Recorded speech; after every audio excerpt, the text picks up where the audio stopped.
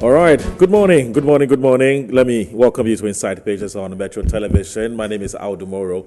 Let me sincerely apologize for the late start of the show today. It's very uncharacteristic and very unusual of us. Typically, we start at 8 o'clock on the dot. But there's been, what I call some internal, hiccups. That's made it to start at 10 minutes past 8. And so I want to unreservedly and unconditionally apologize for the late start of the show today. But what I can promise you is that today's show will be a blast. Today's show will be, as usual, very insightful, great conversations, brilliant submissions, wonderful resource persons, and wonderful guests. And that's exactly what's going to happen today. They're going to be helping me evaluate and assess and dissect what the vice president, who is also the flag bearer, not a candidate yet. We do know that the electoral commission would have to affirm that. So I'm not one of those who's comfortable with the use of the nomenclature candidate, because he's not a candidate. He has the flag bearer, the standard bearer of the New Patriotic Party. He's been very busy this week talking to Ghanaians. He delivered a speech that, to all intent and purposes, appears to want to say that I'm asserting myself, I'm asserting my independence.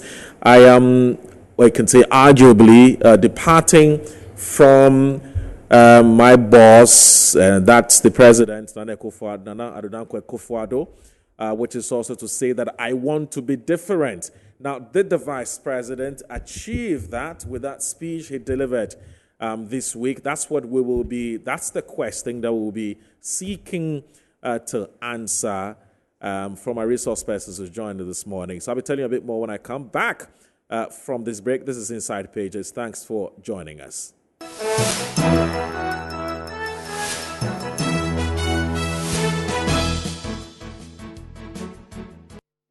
In the area of macroeconomic stability, a major goal of my government would be to attain and sustain macroeconomic stability with low inflation, low interest rates, exchange rate stability, and low budget deficits. In terms of prudently managing our expenditures, to reduce the budget deficit and interest rates, my government will enhance fiscal discipline through an independent Fiscal Responsibility Council enshrined in the Fiscal Responsibility Act 2018, Act 982. The Fiscal Responsibility Act will also be amended to add a fiscal rule that requires that budgeted expenditure in any year does not exceed 105% of the previous year's tax revenue. This will prevent the experience of budgetary expenditures based on optimistic revenue forecasts, which many a time do not materialize. Ladies and gentlemen, furthermore, my government will reduce the fiscal burden on government by leveraging the private sector. Under the two-term administration of my boss, His Excellency Nana Akufo-Addo's government, we have put in place many social safety nets like free SHS, free TVET, and so on. With all these social safety nets in place, my government will now focus on jobs and wealth creation by the private sector for all Ghanaians. Ladies and gentlemen, to move towards a cashless economy, however, we have to encourage the population to use electronic channels of payment. To accomplish this, under my administration, there will be no taxes on digital payments. The e-levy will therefore be abolished. Tax digitalization will be implemented across all aspects of tax administration. Everyone will be required to file a very simple tax return electronically through their mobile phone or computer. There will be no manual or paper filing of taxes under my administration. With cuts in government expenditure, the private sector undertaking expenditure that would normally be done by government, and the new tax regime, the flat tax regime, that will enhance compliance, broaden the tax base, and increase tax revenue. With these policies, the situation we are going to face in 2025 is going to be very different from the situation we faced in 2020 and 2022. With the policy measures implemented so far, we have outperformed the IMF fiscal deficit target of 5% by attaining a fiscal deficit target of 4.2% in 2023. The new policies that I am proposing to implement in 2025 will give us the fiscal space to eliminate some taxes, such as the proposed VAT on electricity, if they are still on the books, the emissions tax, and the betting tax, without compromising our fiscal deficit. Enhancing the role of the private sector, along with fiscal and administrative decentralization, improving our systems and the way our institutions function, will lead to greater efficiency, cutting waste and ensuring value for money in procurement. The move towards private sector provision of many public services would create the fiscal space of at least 3% of GDP annually. This represents a major paradigm shift. Additionally, an efficient system of governance will require even fewer ministers. I would have, therefore, no more than 50 ministers and deputy ministers. Ladies and gentlemen, to help our youth get jobs, I believe it is time to rethink the concept of the current National Service Scheme. My government will propose that those who, after completion of their education, can secure jobs will be exempted from national service. National service will no longer be mandatory, and students will have the option to decide whether to do national service or not. This will also encourage companies to go to the campuses to recruit annually. This time they don't go because of national service. This, along with other policies, will create jobs for the youth, including school dropouts. In collaboration with the private sector, we will train at least 1 million youth in IT skills, including software developers, to provide job opportunities worldwide. Tax digitalization will be implemented across all aspects of tax administration. Everyone will be required to file a very simple tax return electronically through their mobile phone or computer. There will be no manual or paper filing of taxes under my administration. Ladies and gentlemen, in the area of macroeconomic stability, a major goal of my government would be to attain and sustain macroeconomic stability with low inflation, low interest rates, exchange rate stability, and low budget deficits. In terms of prudently managing our expenditures, to reduce the budget deficit and interest rates, my government will enhance fiscal discipline through an independent Fiscal Responsibility Council enshrined in the Fiscal Responsibility Act 2018, Act 982. The Fiscal Responsibility Act will also be amended to add a fiscal rule that requires that budgeted expenditure in any year does not exceed 105% of the previous year's tax revenue.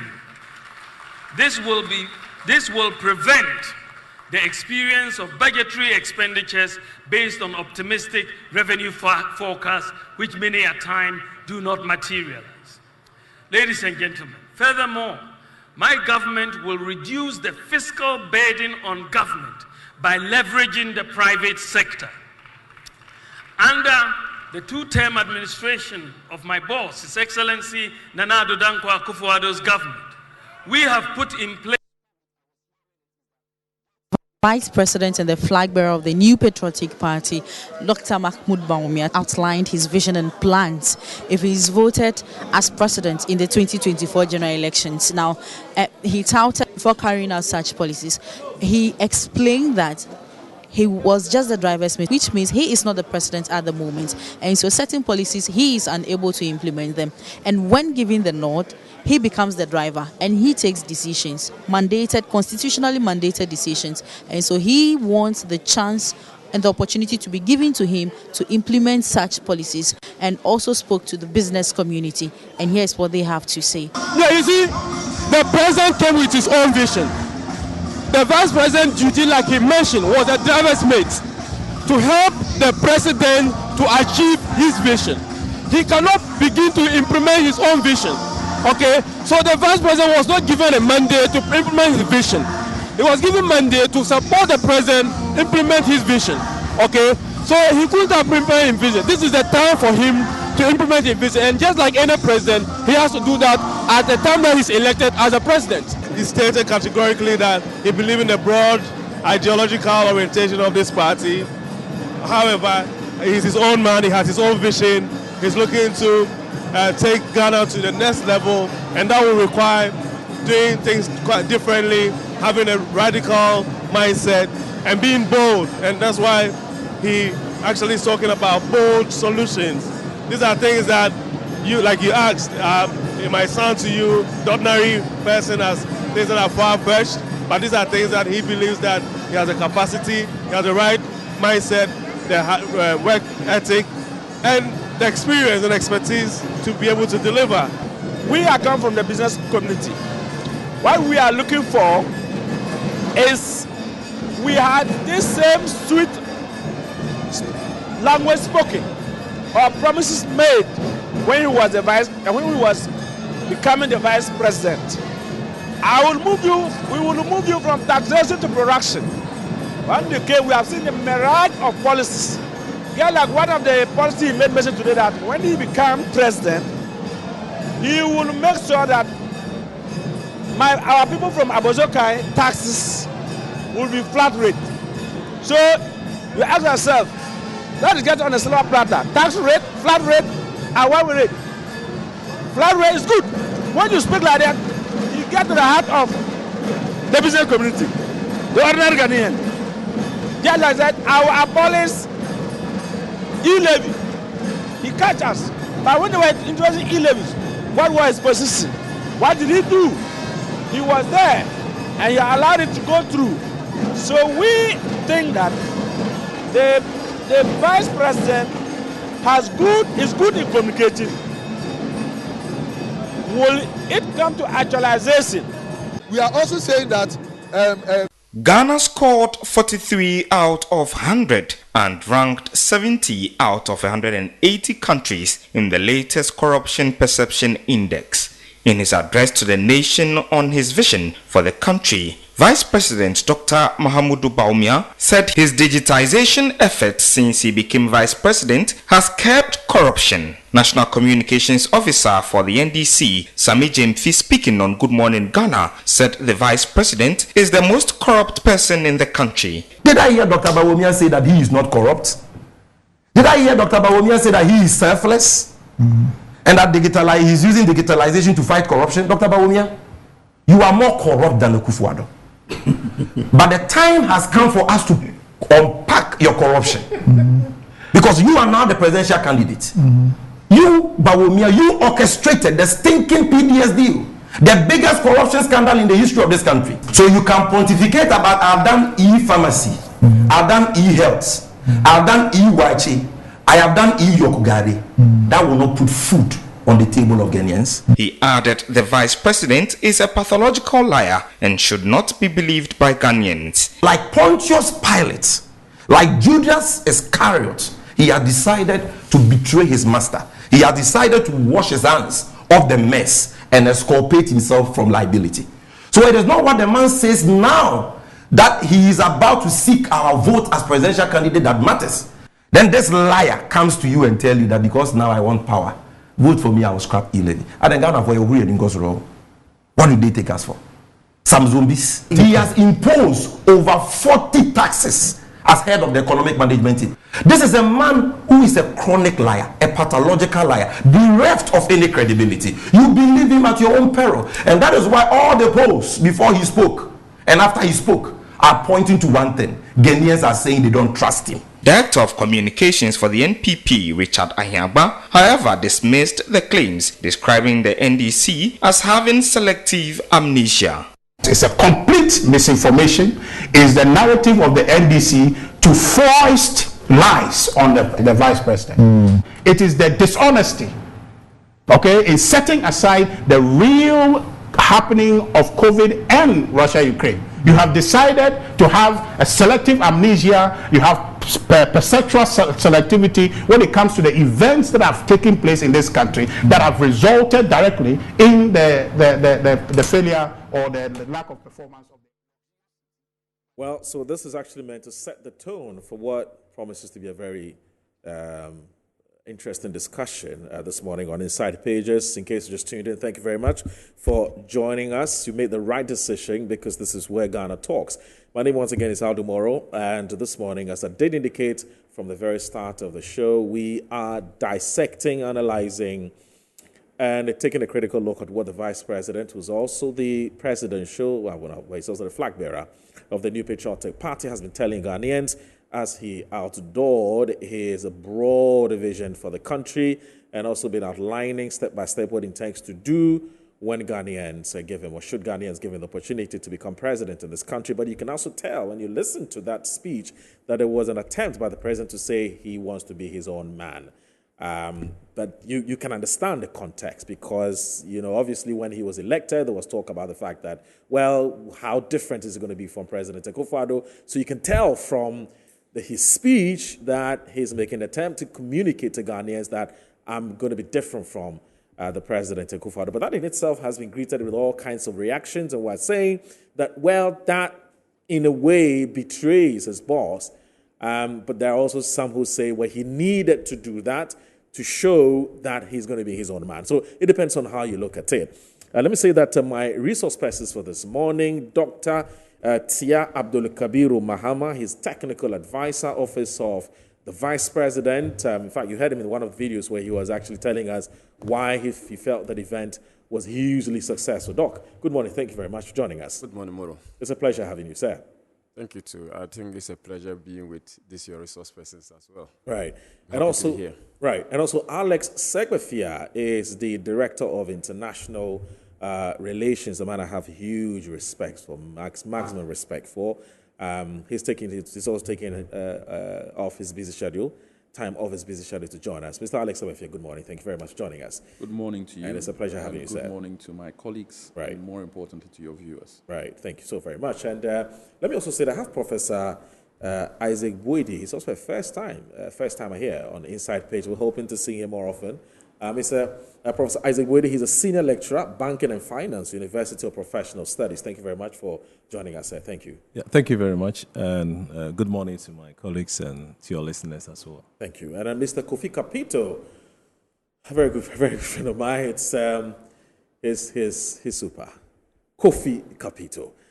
Consumer Protection Agency. He is actually Chief Executive Officer. He says he champions. He tells us all the time that he is Ghana first. So I wasn't really, surprised when I found out that apparently he's also a founding member of the Movement for Change. Good morning, sir. Thanks for joining us. Good morning, Moro, and good morning to wonderful. So the people in the studio, Alex and I, we go way back. Oh, really? Way back. Oh. We go way back like spinal cord. Wow. We're talking 30 years ago, 20 years ago, 25 years ago? 2007, 2008, all the way through. Whoa. That's way back. He was on the other side. Yeah, that was when the Nanado's first bit. Yes. I see. Maybe one of these days I'd want to find out how did it start, where did you meet him, what was the circumstance, and so on and so forth. But that's not the conversation for today. But that will come. And I'll see you when you write your memoirs. Yeah, but you didn't talk about my shirt. Okay. Oh. Kum apema Pembeba. More this Thursday, Kumasi was fantastic, to be precise. Okay. Mencia. Yes. When the celebration of when 150 years of 2-4 Sagranti War. Yes. It's been 100 years. Yes. And I was so full of emotions when I saw the containers of the artifacts being brought to the ground. I see. Escorted by the British High Commissioner and some professors from the United States. I see. Museums that our artifact has been returned. And O24 made it known to everybody that one of the biggest things that we were looking for was the golden stool. Okay.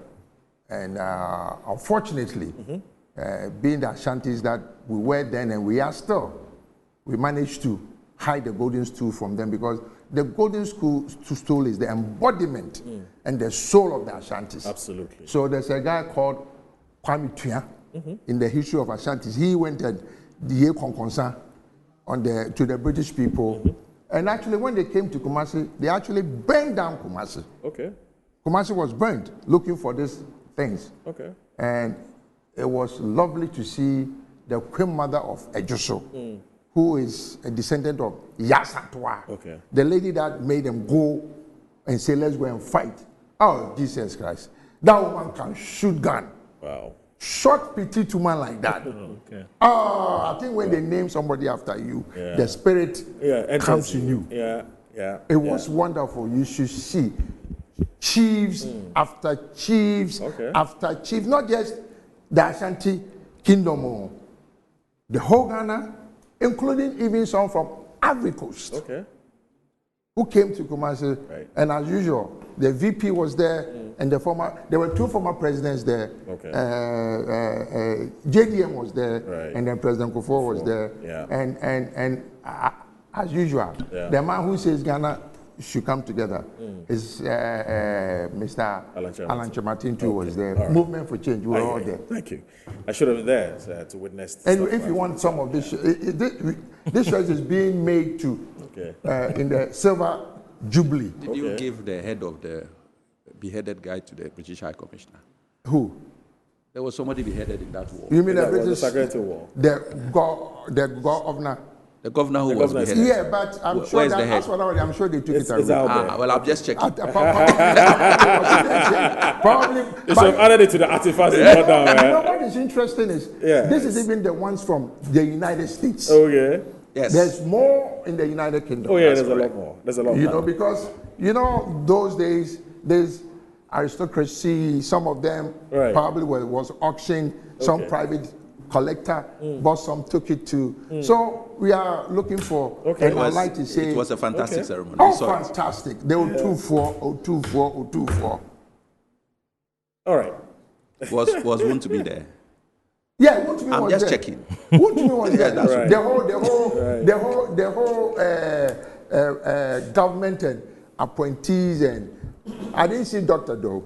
I don't know why he didn't show up. But there was a whole lot of the ministers. He was writing the speech. Okay. He was writing the speech. Busy writing speech. All right, so I think we should get to, let's get to brass tacks and look at what the Vice President has been trying to talk about. It's about his broad vision for this country.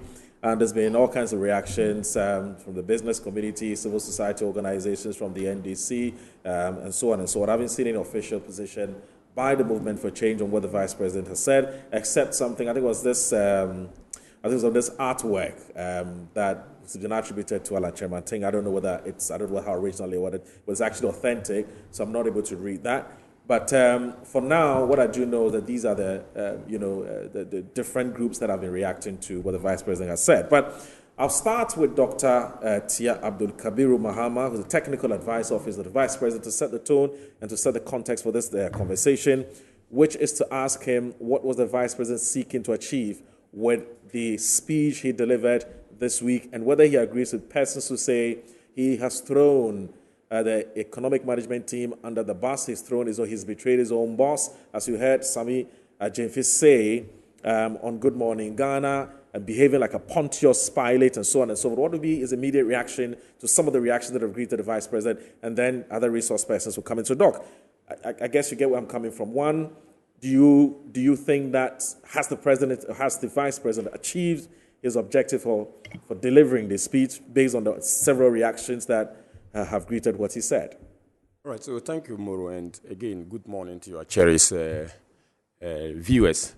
Like you mentioned, the vice president came with a very clear objective, and he stated that objective in his presentation that he is coming in to deliver a vision statement. But like any job applicant, because he considered the work of the president seeking job from the good people of Ghana. Right. You will need to account for the stewardship for any public institution that you have had the opportunity of being entrusted and to lead thereof.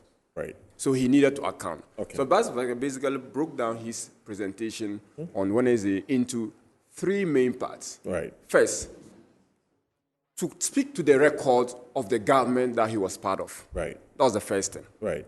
The second thing was to speak to the specifically assigned mandate that the president gave him during the period. Right. And the third thing the vice president spoke to was to articulate his vision moving forward. When, by the grace of God, he's elected as the president of what he intends to do. This was the breakdown of the vice president's speech. Okay. Now, for those who think that or who argue and who suggest that the vice president ran away and has thrown his boss off the roof, it's basically they did not listen to the vice president's speech. Okay. If they had listened, they would have realized that the vice president made it categorically clear that the records of the MPP and the leadership of of Nana Addo Akufo-Addo was clearly a leadership that has performed, notwithstanding the acknowledgement of the challenges that this country is also facing. Right. Now, the vice president spoke to the growth of the economy, and he defended Nana Akufo-Addo by making it clear that during the period 2017 to 2023, this economy grew by some average of 5.3% compared to the period 2013-2016, when Mr. Mahaman was in charge. The record is there, which was around 3%. Okay. That was the defense of the Nana Akufo-Addo government. The vice president also spoke to agricultural growth when he stated that agriculture grew under the Nana Akufo-Addo government by 6%. Compare that to the paltry 2.9% growth within the period of Mr. John Mahama. That was the record of the MPP BAWUMIA spoke to. BAWUMIA also spoke about industrial growth. He articulated that within the period, industry grew by some 7%. In contrast to the growth of industry by 3.5% average over the period of the NDC. That was the record of Nana Akufo-Addo that Mr. BAWUMIA was extolling. He spoke about gross international reserve. The NDC left gross international reserve of about 5.8 billion. Okay, Nana Akufo-Addo, as of 2023, is leaving gross international reserve of over 7.9 billion. About 7.9 billion. That was the record of Nana Akufo-Addo that he was speaking to. He talked about exchange rate, which is one of the major issues of our political discourse. And even the vice president has been quoted severally on this exchange rate issue that when you want to look at when the fundamentals are weak, the exchange rate, it will expose you. That was a major issue the NDC came at Nana Akufo-Addo and then BAWUMIA. He was clear that averagely, despite the significant and monumental loss of the city by some 30% in the year 2022, the average depreciation of the city was some 10.7% compared to the period of the NDC when it was 17.7%. That was the record of the MPP and Nana Akufo-Addo that BAWUMIA was defending. BAWUMIA also defended the issue about lending rate when he categorically mentioned that our lending rate averaged 23% as compared to 27% under the NDC regime. These were the records. Okay, he spoke about the cost of living, average inflation. He spoke about the fact that jobs were created. All this is testament to the fact that BAWUMIA was extolling the achievement of Nana Addo Akufo-Addo. Okay. So that was the start point. Then BAWUMIA didn't even end there. He went ahead to specify that when he was elected with the president gave him 2 mandates to be the chair of the EMT. And by being the chair, it was supposed to be the advisory committee, sub-cabinet committee of the government. Now, his role was to chair it, to provide advice. The BAWUMIA never shied away from that, but he was very candid and said that he is happy with the quality of advice that was proffered. And one can say, how is he going to be happy? Then look at the records of the MPP compared to the records of the NDC. When we narrow the discussion as to whether Ghanaians as a whole are happy with the general performance, because Ghanaians expected more when they gave NDC, when they quick out NDC and gave MPP the mandate. So NDC may not be the yardstick for the general Ghanaian people, and when we want to run away from the Ghanaian may have genuine concern as to whether or not they are happy with the performance of Nana Akufo-Addo or not. But when you compare from the alternative, the government they took from, and believing that they wanted to do more, they did better than the NDC. That was the point. But he mentioned about also one significant thing the president gave him. You see, when he came to office, the president said, look, I want you to be in charge, apart from chairing and advising cabinet on issues of the economy and general governance issue through the EMT, I want you to also be responsible for the formalization of the economy using digital technologies. That's the digitization. People thought the vice president was running away from the economy and now a digital and IT expert. Far from that, the linkage.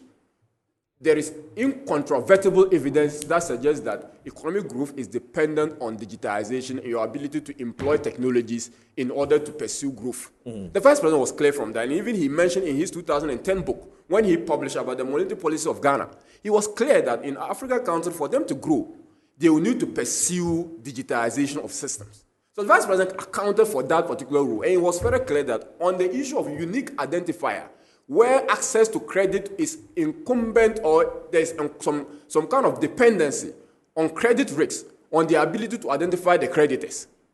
The vice president mentioned that when they came to office, he was given the mandate to lead that. And through to the leadership, he has been able to deliver and to ensuring that at least many Ghanaians have the opportunity of being enrolled, and even announced that in March, newborn babies will be issued with Ghana card number. And when their biometrics are developed, then they will then capture their biometrics. The vice president also mentioned about property address system, where every single property in square meter has been identified. And even our roads, prior to this particular period, we couldn't identify properties. I'm sure every single one of our properties address, digital address, have now been part of our addressing system, thanks to the vice president, because it is the credit that goes to the president actually, but because the president assigned him that specific role, he needs to account as to whether he was able to come out sternly on his particular role. The vice president also mentioned financial inclusion. Ghana has 100% financial inclusion thanks to the leadership of the vice president, because he was asked to lead that. Okay, he talks about interoperability, mobile interoperability, where we can move money from mobile monies to bank account, from bank account and across network. This was not done prior to the coming of the vice president and the president. He spoke to that as one of the areas that he has achieved and one of the things that he was entrusted to deliver, and he delivered. He also mentioned about Momo penetration. When NDC left government in 2016, December, the total transaction in Momo was some 78.5 billion. Currently, some 1.9 billion transaction is done through Momo, thanks to the work that has been. And Ghana is the leader in this space, even amongst our peers in sub-Saharan Africa. That is a record that the vice president spoke to, and that is a record that he had to defend as something directly attributable to him. They talk about efficiency in public service delivery. Passport service has been digitalized. DVLA has been digitalized. We have paperless port system. We also have our insurance system being digitalized. Okay, the vice president mentioned about the birth and death registry having been digitalized, and people can now have 24 hours access to service or application for service. He mentioned about scholarship secretariat, where people hitherto will have to do manual application and even the requirement of a guarantor system. We attended a system where we needed 2 guarantors or 1 guarantor in order to assess scholarship. The vice president, through his ingenuity, ordered that the Ghana card should be the sole requirement of every student wanting to access student loan. And that was done. And that was through the ingenuity of the vice president. The vice president also mentioned about the Ghana.com platform, where local IT experts have been able to provide services to government, where every government service you want to pay for will have to be paid through that system. That is one of the ways the Vice President mentioned that it is being used to check corruption in the country. The Vice President also mentioned about health delivery. When he mentioned about this, and I'm happy the former Minister for Health is on this show with us. When the Vice President mentioned about health medical drones for the delivery of essential health services, people thought it was an idea so far-fetched, and that even some people made mischief out of it, that it was going to be used to take pictures or videos of naked people in their bathrooms. Okay? But the Vice President stood by that particular vision, and he defended it, and he went to Silicon Valley, engaged the people, and thanks to that particular service, lives are being saved. And we can directly attribute it to the Vice President. The Vice President never stopped at this particular achievement. He then said that, moving forward, what is it that I am going to do that Ghanaians should have the faith and believe that what I'm come to do is so different from what has been done? You see, the Vice President has having some period of sober reflection, period of reflection. He has reflected over the period of 6-7 years and now to 8 years of the Nana Akufo-Addo leadership. He has listened to the Ghanaian people. He has seen things that have worked and things that are not working. He needs to provide us with bold, concrete, tangible, visionary, and time-tested solutions. Solutions that we can look to and measure them, very measurable solutions. Solutions that we can actually place our hands on the metrics and ask ourselves whether or not they are attainable. Solutions that the market women will resonate with. Solutions that the spare part dealers will resonate with. Solutions that farmers will resonate with. Solutions that the youth of this country, especially moving to an age of artificial intelligence, solutions that they will resonate with. Solutions that the agents of our Ghanaian economy will resonate with. Solutions that women and children. Solutions that, when you look at the broad spectrum of our economy, that every single facet of the Ghanaian life, every single component or sector of the Ghanaian populace will have a reason to believe that Mr. Dr. Mahmoud BAWUMIA is the best person to lead us. And this is the kind of politics that I think we should be doing. Instead of trying to tag a politician as being blah, blah, and insulting, let's look at what he's proposing. And let me even, before I commence that, look, this is the first time a presidential candidate on a single podium articulating the vision that he has, that is so comprehensive, very measurable, metrics are very clear, numbers are very well for the assessment of any person who seeks the truth. Because the man that seeks the truth will find the truth if it is not clouded by malice and prejudice.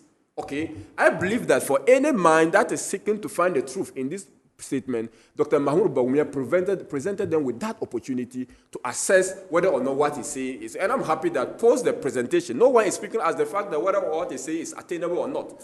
They are saying it's not possible. And that is the usual rhetoric of the Ghanaian people. But on his vision, he said that, I want to create a mindset of possibility. A mindset of possibility. You see, we've had this particular inertia, this particular static view of ourselves, that we cannot be like the advanced countries. We have that inferior complex that we think that what is happening in the West, in the context of our geopolitics, it is far-fetched that people in Ghana, but the Vice gave an example. Ghanaians won international competition on robotics. What is it so different that they are doing that we cannot replicate that in our national life? So that's what the Vice President proposed, that we want to have an introduction of a curriculum that builds the can-do spirit of the Ghanaian people, the mindset of possibility. A mindset that makes every Ghanaian think that, look, it is equally possible to do it in Ghana, irrespective of where you come from, and the Ghana has got what it takes to be the leader of the league of nations that are doing well. Okay. That's first thing the Vice President presented. He also went ahead to say that I want to maintain and sustain and build a very strong macroeconomy. That's why he talked about sustained macroeconomic stability. To this end, what does he intend to do?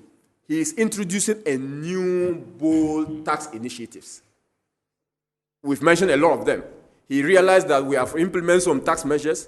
Those tax measures some of them have fulfilled their means, some of them have been terrible bad, some of them have not achieved the objective that we intend to. So we cannot be getting When you keep doing the same thing, you keep getting the same results. He mentioned it in his presentation. Now, the vice president stated that, one, he wants to remove and discard taxes that serve as nuisance and detrimental, antithetical to the development of this country. Digitization is what the vice president believes in. You cannot have 100% penetration. You cannot have people moving cash seamlessly. You cannot have people doing transactions with a click of a button while you impose impediments or fetters on that particular platform. Okay. So the vice president was clear that we need to do something about digitization as a tool for financial transaction, as a tool for penetration or financial inclusion. Okay. So I'll need to remove that tax. The vice president was also clear that, look, the spare part dealers are complaining that we will need to import. However, the cost of duties are so high. The vice president visiting and just opposing our contest with others, we feel like, look, we can do a volume-based taxation rather than value-based taxation. Because when you do the value, people tend to, as it were, find means of evading the tax. But the efficiency of a tax system depends on how simple it is, how efficient it is to collect the tax, and the ability and willingness for the Ghanaian people to participate in that taxation process. Okay. With that in mind, he proposed a very flat system of taxation where people, a 40-footer container will be priced as such, and a 20-footer container will also be priced or duty as such. The vice president also talked about fiscal responsibility and discipline. Right. Fiscal responsibility, by that he proposed an amendment of the Fiscal Responsibility Act to say that, look, we should not have our budget item exceeding 105% of the previous year's revenue. Right. In other words, the vice president is essentially legislating a 5% fiscal deficit. That is basically what the vice president essentially is doing. But the problem with that is that it is already provided for in the Fiscal Responsibility Act. However, it has not been strict because there are exemptions for emergency, which is so vague, which is not defined, and even the IMF in their program with us stated that we need to define what in emergency. Okay. The vice president also proposed that we need to freeze capital or revenue by making private sector to participate in our revenue, in our government. I can appreciate where you're coming from, which is to basically repeat and to reiterate some of the things that the vice president has said. Unfortunately, the time won't allow us. So I would allow our other resource persons who have a viewpoint or opinions to express on what the vice president, then you can respond to some of those things. I'm sure, based on some of the things that he will say, you may have to come back to some of these points you're making, because otherwise, by the time we say Jack, the show will be over. But just in case you just joined us, this is Inside Pages on Metro Television. That's Dr. Kabiru Mahama, a works technical advisor at the office of the vice president. Making a case for why the vice president's speech in substance is something that Ghanaians must take seriously.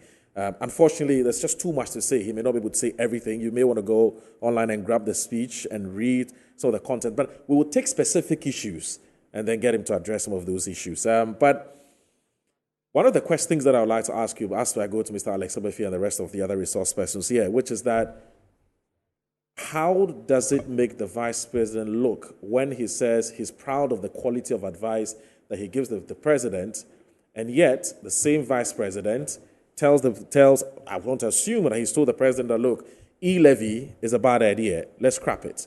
Why hasn't the president done it? I would assume that he's told the president 15% VAT on electricity is a bad idea. The president hasn't done anything about it.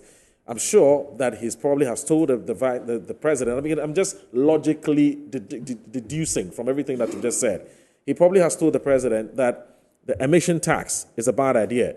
Let's scrap it. The president hasn't listened. So then, how then does he in one breath say he's proud of the quality of advice that he gives the president when the president is not listening to him? Then there must be something wrong with the quality of the advice that he's giving the president. So something that I'll lead you to come back to.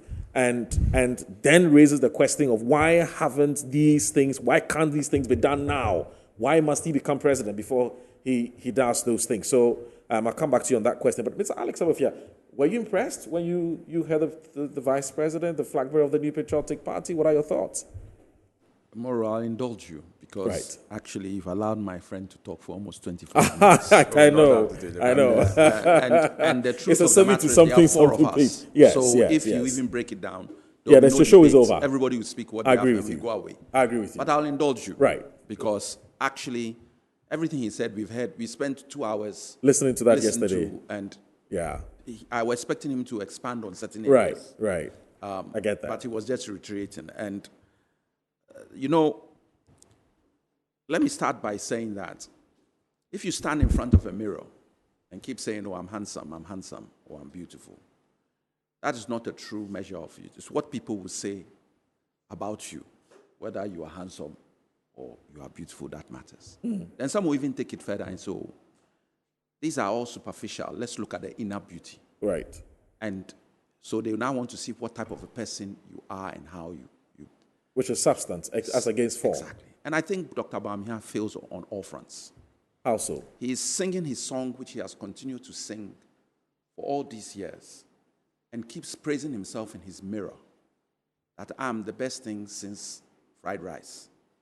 And now he's being exposed. It's like the king is naked, but nobody is telling the king that he's naked. And he's walking around, and people are saying, your dress is nice. Your dress is nice. Dr. BAWUMIA, your dress is not nice because you don't have it on. There's no clothing. Let us look, the very basic issue about the speech is that MPP have failed. It's an admission. That's the very first underlying issue for me. Even after touting all those achievements by President Akufo-Addo? What you promised after your achievements in that very same speech tells me that you have a problem. Is it now that you know that e-levy is not good and that you're going to remove it? Is it now that you know emission tax hasn't got a place and it has to go? Bed tax. Bed tax? Why? You are head of the economic management team. You are at the heart and center of government. Forget economic management. You are the vice president of the country. Is it now that after touting all these promises and saying that all achievements, that you are now coming to remove things which we have been saying from day one should not have happened? And so for me, it's a tacit admission by Dr. BAWUMIA that the Nana Akufo-Addo BAWUMIA government has failed. That is the starting point of the whole speech. Now, how does he distance himself from everything? At one point, you want to take achievements. On the other hand, it's not your fault that things have gone wrong. So you are flitting from one to the other, and it is not gelling. That's why I'm saying that everything that happened that day when he was speaking was a contradiction in itself. And everybody is trying to now explain the contradiction. Oh, he didn't mean it that way. He attacked Nana Addo for his administration, of which he is part. And it's interesting that what is going around social media is a tape that was played of Nana Addo chastising people at their election. That you cannot go out there and start saying that this is wrong, and expect that you are going to then be elected. Because at the end of the day, we are all one and we should be praising government. Nana Addo himself said it. Yeah. And you have now your flag bearer, who you have said you do everything in the world to bring, telling you that your decisions are wrong. This is the reality of where we are in Ghana. If you really want to have a serious conversation about this, if it wasn't for what we know happens in election, this election is over. No, any right person thinking about, after hearing this speech, will know that the MPP have no answer to Ghana's problems. Well, why do you say why do you say the vice president is saying that the president is wrong?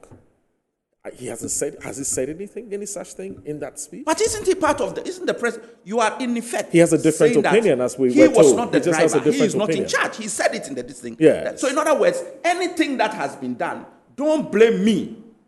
Go to your president and blame him. True. That's what is the implication of it. True. So why? He's not the driver. But is he wrong? Absolutely wrong. In this, it's an executive presidency. We do have an executive with president. Constitutional powers and authority. Then scrap your economic management team. Scrap your minister of agriculture. Scrap your finance minister. And let's go and ask the president to just tell us what. He creates a team. And it's a teamwork. Even though you have an executive president, he doesn't go to cabinet and just say this. He gets the views and the. So what was his views? Why? We are being told, when it was good, we were being told that they had the men. Yawasafo Mafo. Name, all those names were, including our dear brother, Alan Chermanting. All of them's names were. They were the economic management team. And it is touted that he was the leader. And the president who came into power told us that I picked him because of his economic prowess. So if today... Dr. Kabiru tells us he's still doing that, but just through digitalization. Which he didn't bring. Why? You see, the thing about it is that the things are so untrue. Why? All this e-health, it was started under Mahama. Listen to that. We have all the data. You see, if I spend time just churning out data, you lose the import of what is really happening. And the import is that we have someone who has just spoken, who has told us nothing that we can believe. Because he made promises in the past, which he has never lived up to. Why? When he was campaigning, who asked him to say that there's money in Ghana, we don't need to borrow? Yeah, and when he said it, he put it on his personal experience. I was working at the Bank of Ghana. The money is in Ghana. There is no need for us to borrow. And we have borrowed more money than ever. After all, our problems have been compounded, not because of Russia, Ukraine, or COVID. It's compounded because of our borrowing. And everybody knows this. So what are we talking about? When we had somebody who was at the Bank of Ghana, who knew where all the money was, and therefore we didn't need to borrow. And we have borrowed more than ever, and this is somebody we should believe. We don't need to toll roads, borrow money to do roads. Because we'll just toll all the roads, and the toll will pay for the roads. You are in your government, they've removed tolls. Illegally. Illegally, let me add that, because the manner in which they've removed these tolls was illegal, just to wash our face so that we don't look at what e-levy was going to do. The same e-levy hasn't worked. Yes, perhaps he advised the president didn't listen. Really? Yeah, that's the only fair reasonable Hasn't Alan deduction to Chermanting make. left the party? Hasn't Alan Chermanting not left the government alone? He has left the party. He was a minister. He wasn't the vice president. He resigned as a minister, contested, saw that the games his people were playing are not what he stands for, and I'm leaving. I've left the party. In other words, you expected BAWUMIA to do so. BAWUMIA had choices. He had choices, and he made his choices. But he must live with his choices and stop trying to blame everybody else, and then try to distance himself now from bad decisions. This is not someone who is just a minister, even like Alan Chermanting. Even he won't allow him to get away with it, but we can understand him because he is just a minister. And I just say just because in the context of what we are saying, you have a vice president who is the head of the economic management team. So when you look at it in that context, then you realize that no. But what is even worse, Moro, is you have to juxtapose it against the promises. Okay. This is a government that came into power in 2017 amidst all promises, from production, from taxation to production. And you have taxed the country more than any government has ever done. But we should believe you. Because everything you are going to now do, it's not your fault. It's Nanadu. And I will do different. That is exactly what the import of the statement. I can churn out figures. I've got them all here of debt to like my debt to GDP ratio. This that. Deficit. Let me rather move to the place which matters. Rate. How much money did you come and meet? And how much money do we owe? Why? When you were doing... Look, I don't even believe in the figures that have been given by this government from the time they came to office to now. Why? You started doing below the line accounting. And we kept telling you that when you are looking at your debts, you can't do below the line accounting. Even if you get away with it for one fiscal process, it must feature by the next one. Right. You refuse. And that explains why our budget deficit, when we hit a rock bottom, we got to 104 or 105% of GDP. So all the figures that they are churning, that happened. You mean debt to GDP or budget deficit? Debt to GDP. Yes. Debt to GDP was 104, 105%. Right. Why did we get there? And the debt to GDP ratio has an effect on everything else that we are talking about. Absolutely. Then you start talking of actual figures when it matters, and then you run to percentage when it changes. Why? If you have 2 and I give you 1, that's 50%. If you have 10 and I give you 4, it is 40%. But in real terms, 4 is more than the 1 that I've given. True. So sometimes you have to look at the real figure and not just the percentage. Yeah. So when you are talking of exchange rates, be careful how you play with it all. Because we are 3-point-something% when we left, 3-point-something to the dollar when we left. Yeah. You are 12-point-something, and at one point you reach 15. So the exchange rate, there is no way to hide, especially when you said you had arrested it. So where's the arrest?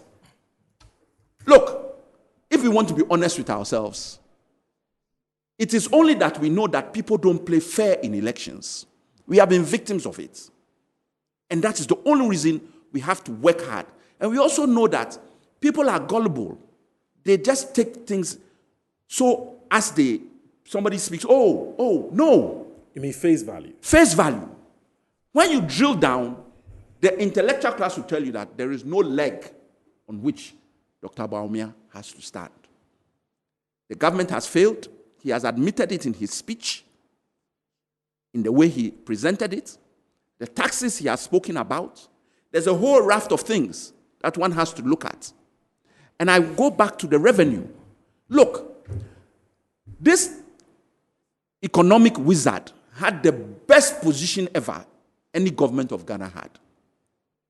So when he was advising and he was taking the praise for various things, he should have known that if he was an economic wizard, that worse days were coming.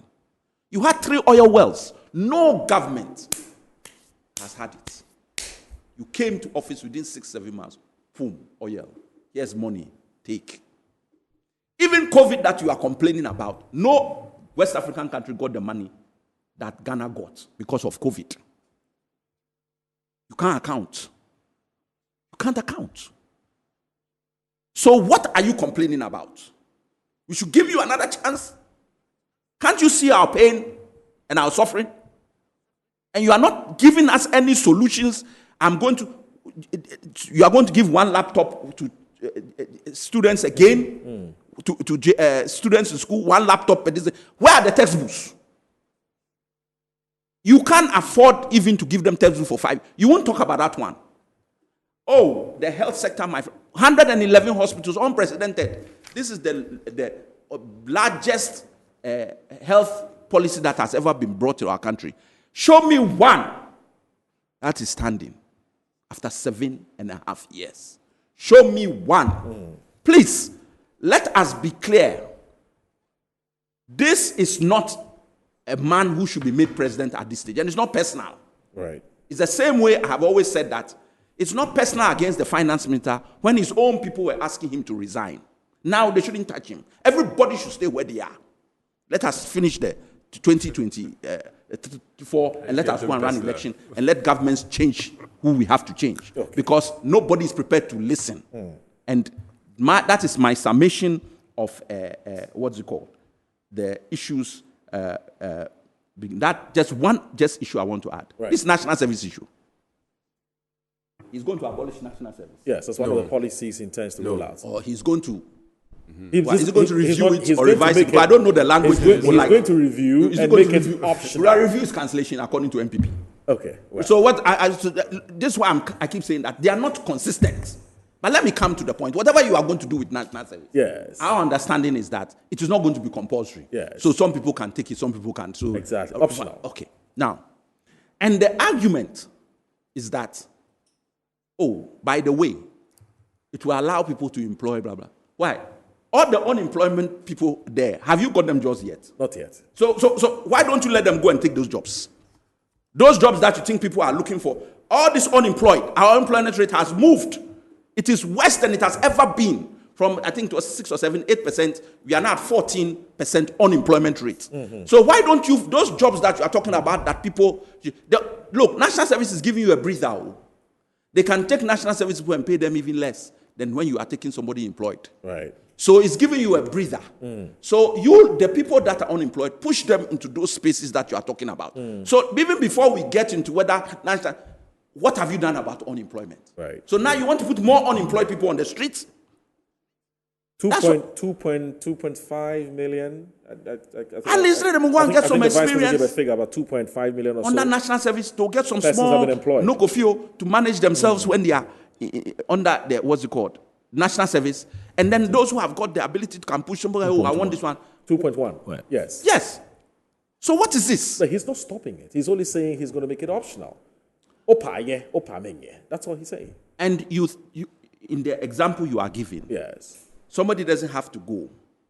Why would he go? There's no incentive? Exactly. What is the incentive that? But there are some who go because there's some allowance at the end of the month to feed family. You see, even when you argue that way, you miss the point I make. Right. The point is, we have how many unemployed people? And your whole idea of the national, this thing is that people can immediately go into work.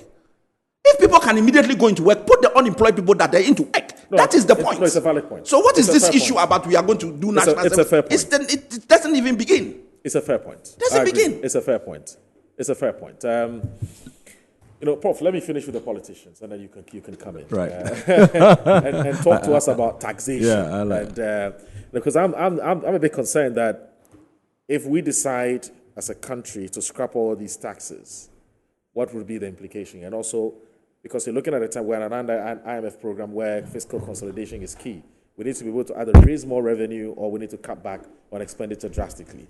So if you have a situation where the vice president is looking at scrapping all these taxes, there will definitely be an implication for revenue generation. And so I don't know what your thoughts are on that. Mr. Kofi Kapito, I'm sure you watch the vice president or you listen on radio. What are your thoughts as well? Interesting. As any human being, there are certain things that every human being needs. The person needs a job.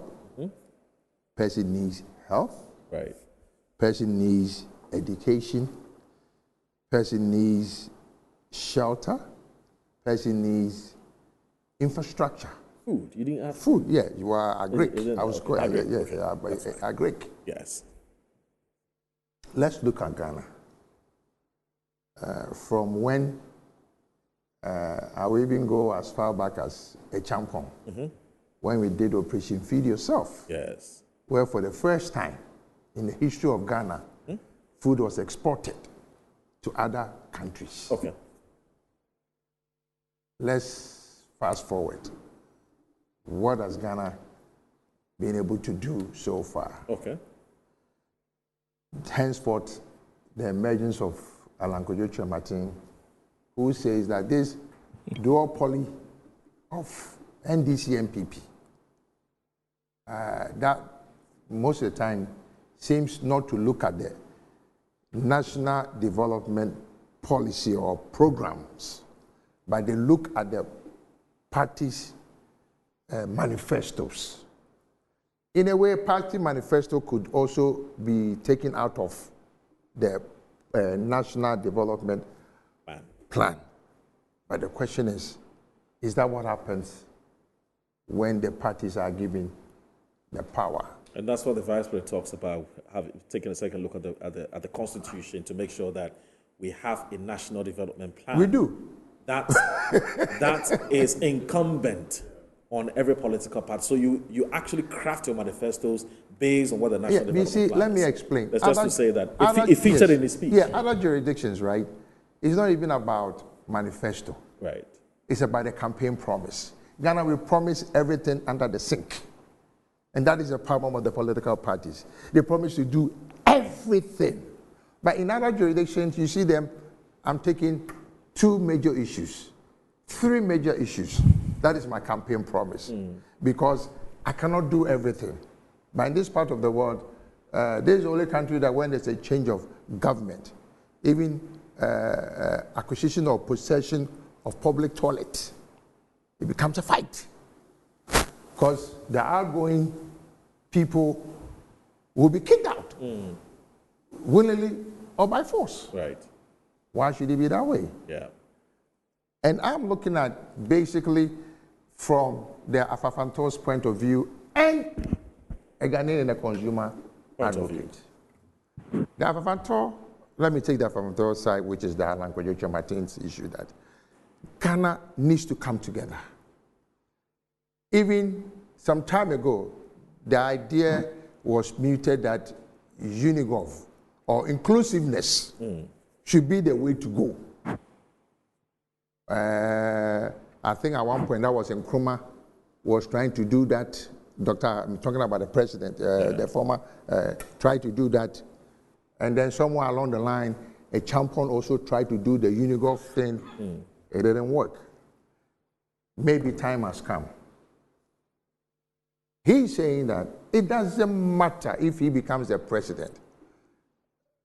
My friend here, Alex Ebefia, if he is the best lawyer to head the Attorney General's office, he's a Ghanaian. He's not a foreigner. So why should I say that because it doesn't belong to my party? If he can do the job for Ghana, I'll go and bring somebody from a party who cannot do the job and Ghana will suffer. That is what Alan is saying.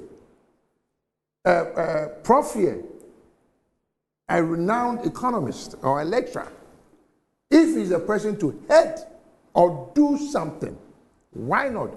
Why should I say because it doesn't belong to my party? And this thing is killing us. If you see the exchange between Dr. and Alex, it's obvious. And I don't blame them because it's been like that for some time. But we need to change it. We need to look at how Ghana is going to move forward. That this is Ghana. It doesn't matter whether party A, party B, party C.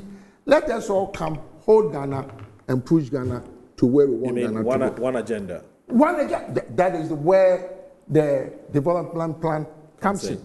Under His Excellency, former Atamels. No, under Dr. Nime Thompson. No, that's what I'm saying. I was part of the 40-year plan. Yeah, the one at Senchi. Oh, okay. Okay. Oh, you went to the Senchi I went to Senchi Committee. Yes. That's the 40-year. Where the homegrown that was for the, but you see, there was something that including even members of NPP. That's correct. Yeah, well, because this man was the name. Sam was there. Yeah, Mr. Kwame Pieni was there. No, it's not Kwame. Okay. Kwame Pieni is a national. Osafo was there. I think there was a few NPP people who were there. Yeah. That we came up with a plan to say this is the way we want to move Ghana for the next 40 years, headed by Nimoy Thompson. Yeah. What happened to it? We give campaign promises. We don't even fulfill the campaign promises. As we all see that the Agenda 111, which is wonderful. Who wouldn't want to have a hospital in their district? In their district. Okay. I mean, ask the people at Salabadi. How are they faring now?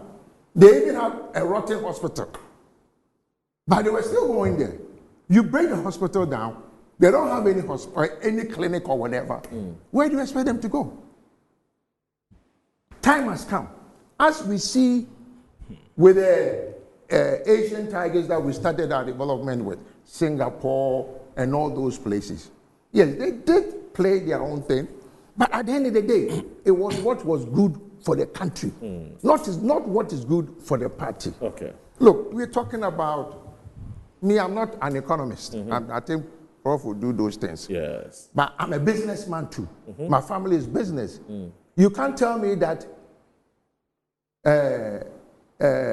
what you call it, 16 years ago or 13 years ago, if I was spending 40,000 to bring a container in, and it's the same city that I'm going to change, and now I need to change more city. You are worse off.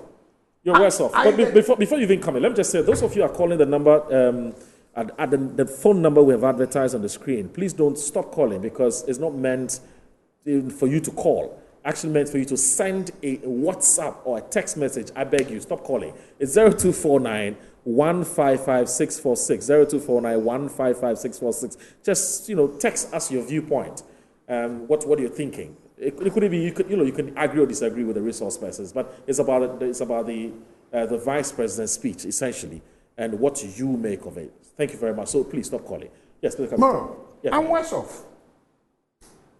And that's why I say that, one day I told some economists that, look, Master, your micro, when you go to the World Bank and the IMF, when you say that the man on the street, he doesn't give a damn.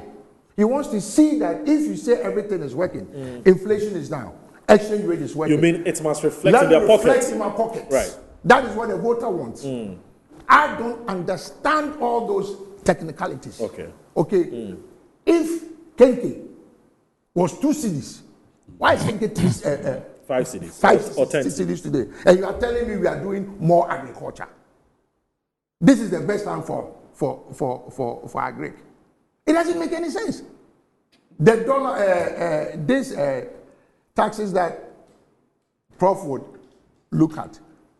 Tomorrow, City News, January 12th, when I heard, I kicked against it that it was a ridiculous tax for anybody to tax electricity before the TUC and the Labour people came in.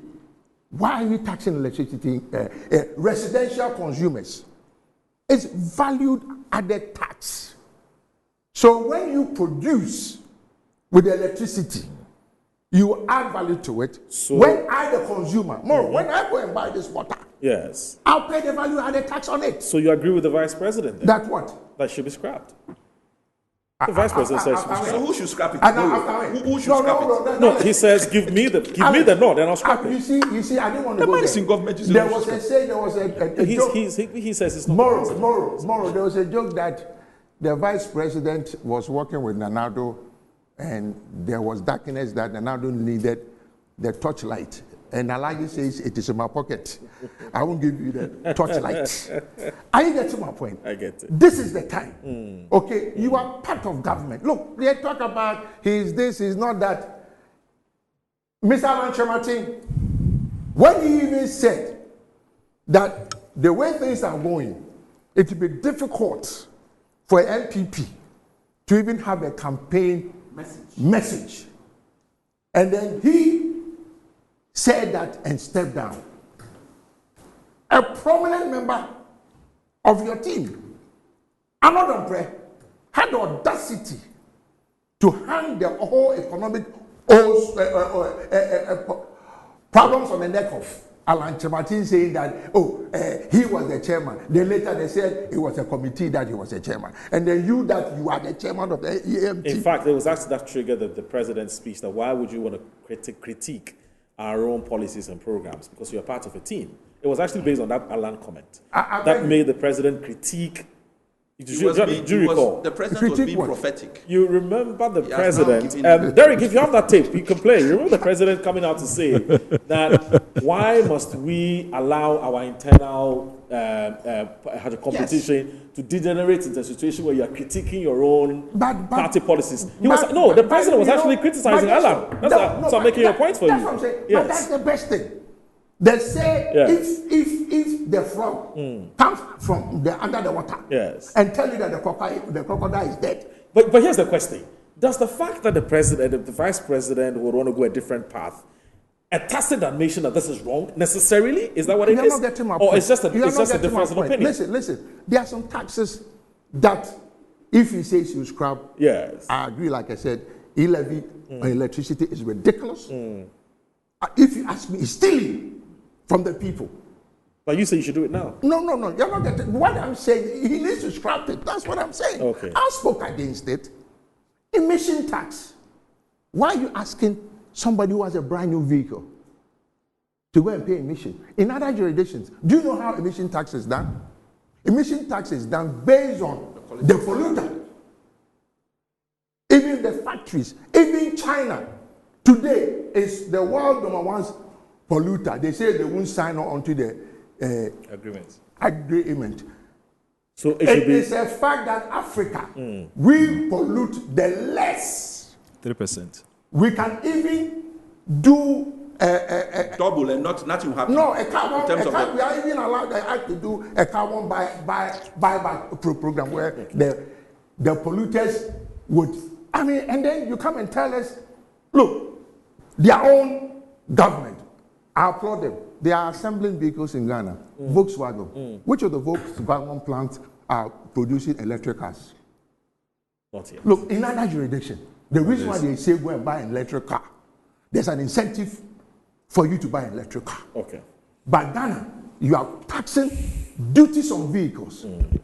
Moreover, this is nothing new. Yeah. As far back as 2000 and what's the registration of my vehicle?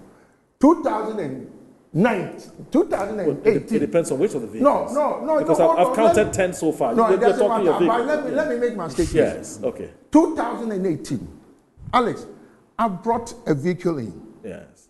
I bought the vehicle in a showroom for $9,000 US. Yes. The way we have allowed something called the commissioner's value, they are stealing our money. Tomorrow, a car that was 9,000, I paid a duty of 14,700. It is ridiculous. There is no commodity that the duty should be more than the commodity, except in Ghana, on vehicles. Because do you know how they do it? The car is made in, we are in 2024. Yeah. Alex, if you buy a car made in 2026, when you bring the car into Ghana, officially, and that's what I don't even get from what the SEPS people are doing. Yeah. They have something called the Blue Book.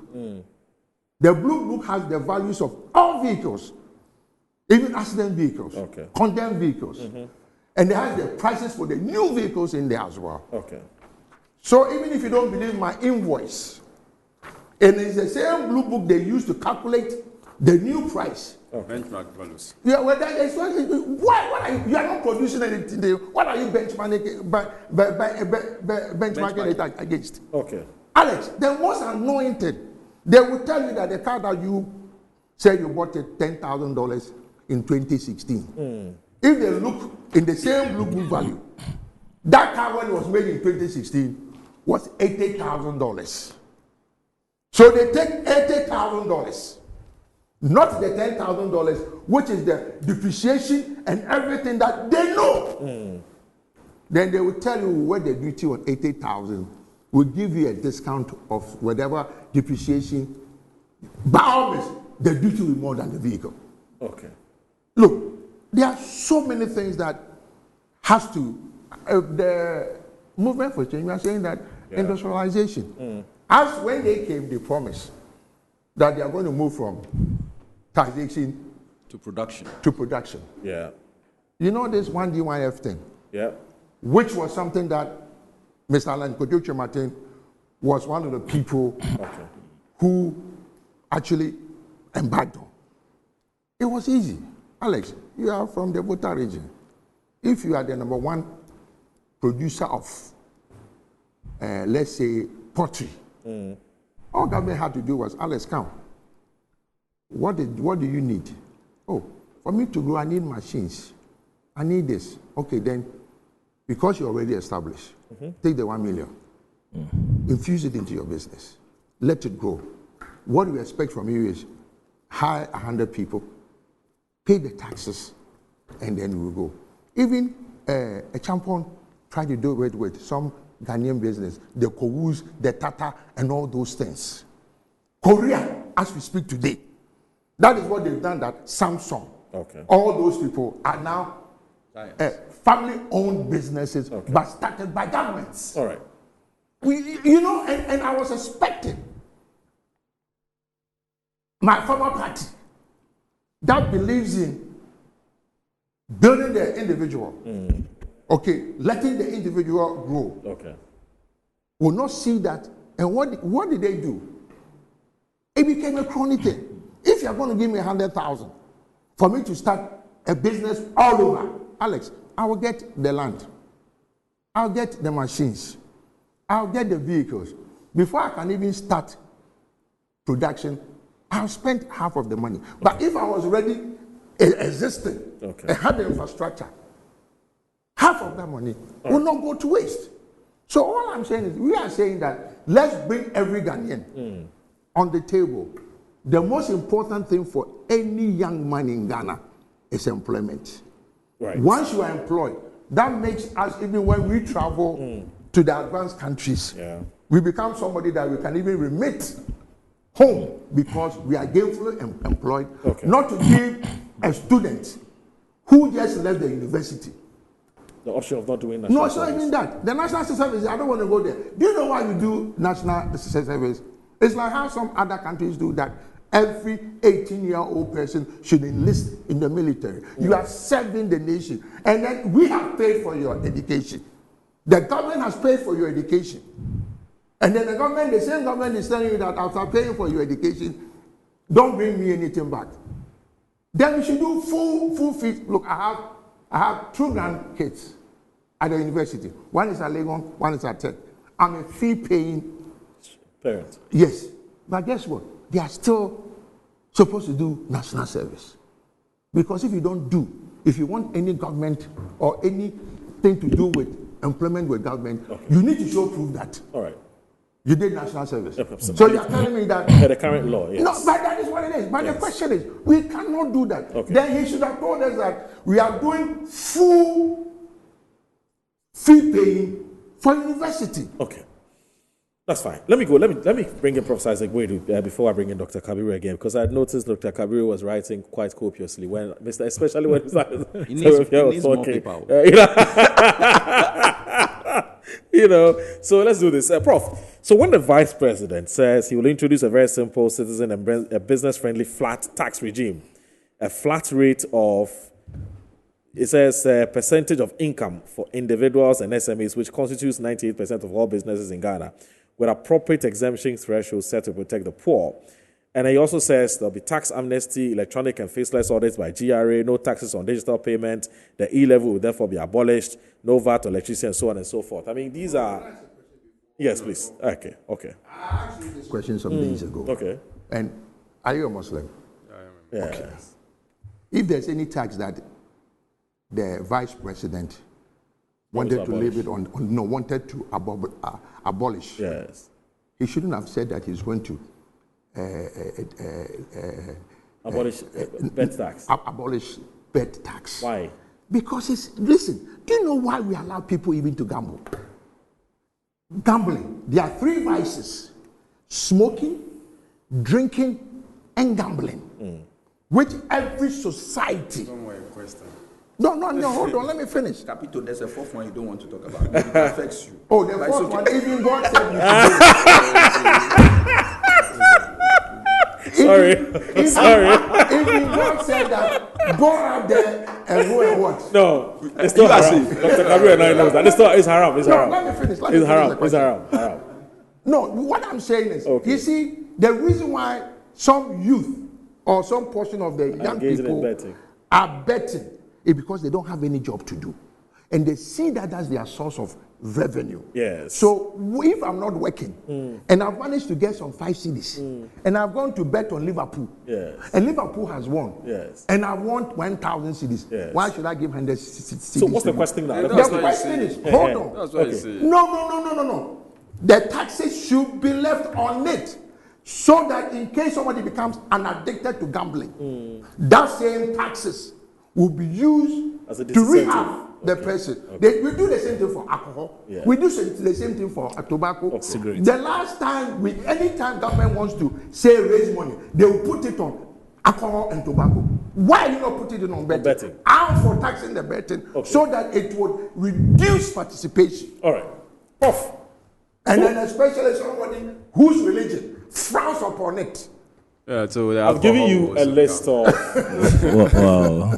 I've just run you through a list of things that the Vice President right. do. I'm a bit concerned about its impact on revenue. That's if indeed it happens. I don't know where you come. So first of all, we'll talk about the flat VAT rate. What's the Vice President saying? Yeah, well, I think good morning to our viewers again. Moro, can I have a bite on the sure, the speech? Yeah, sure. Then I can Your come general back thoughts, to right? general thoughts on it, just a small.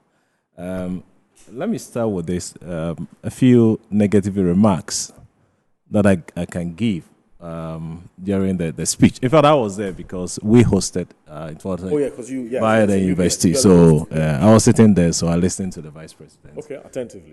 Yes, before the events, after the events. One has to do with logistical, operational related issues. Okay. Before the event, I'm sure the venue happens to be too small for the party faithfuls. Okay.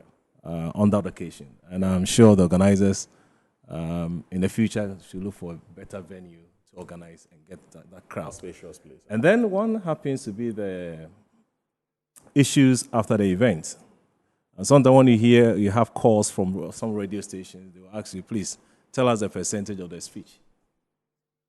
We lose the focus of the entire submission. And I'm sure percentage will not help in this direction. Okay. And the other comment I can say will be the tag, the name tag, the words.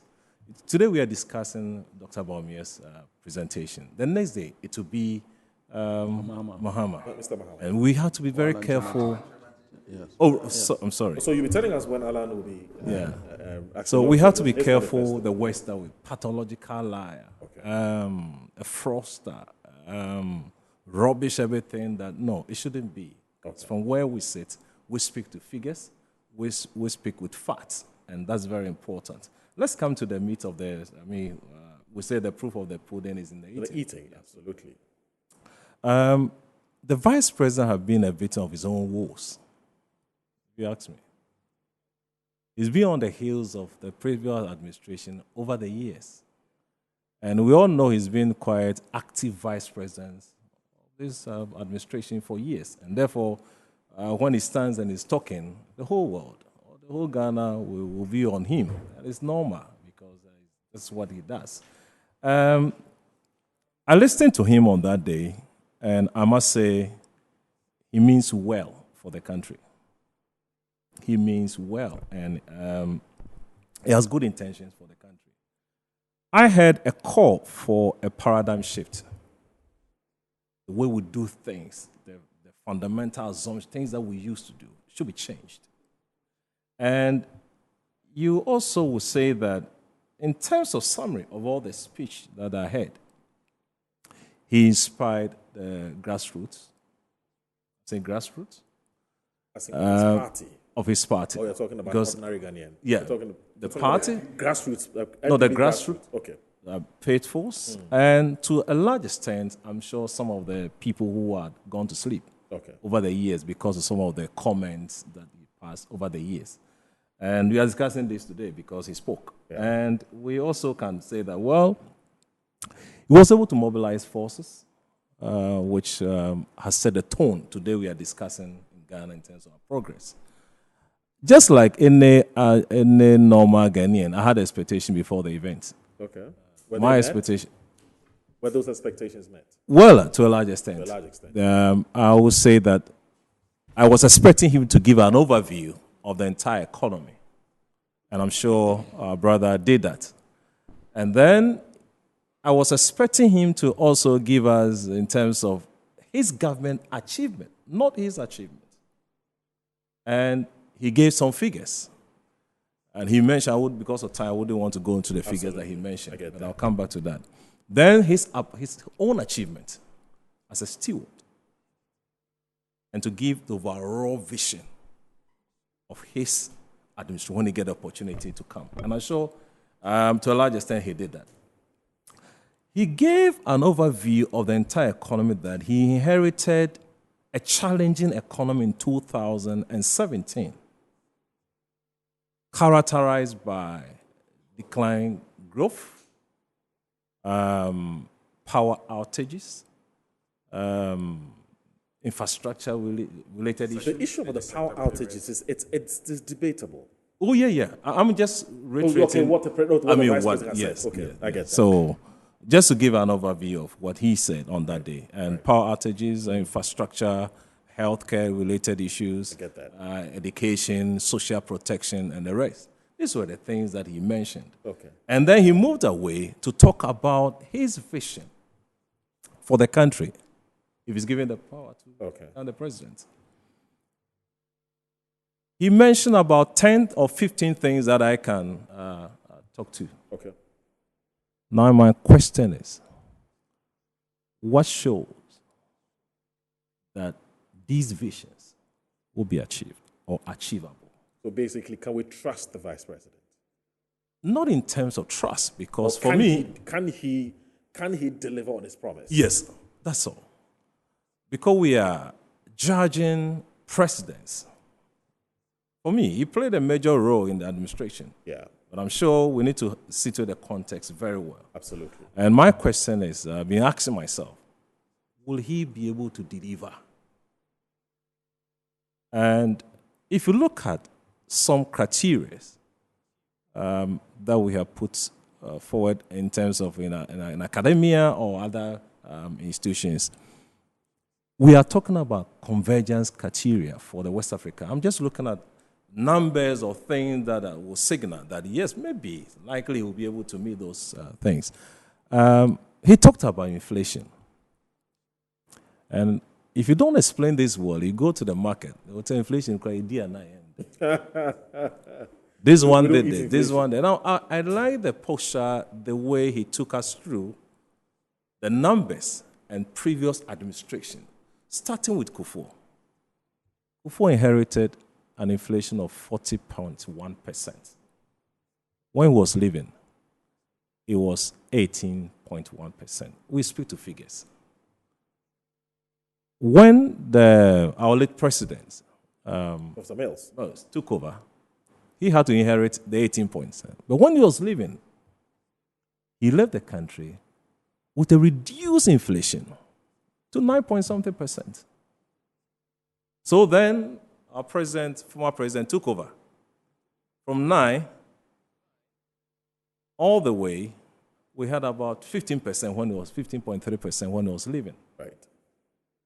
So it means that President Akufo-Addo had to take over the 15%. All the way in 2020 or so, about 15%. The same 15.7%. Yeah. Just marginal increase.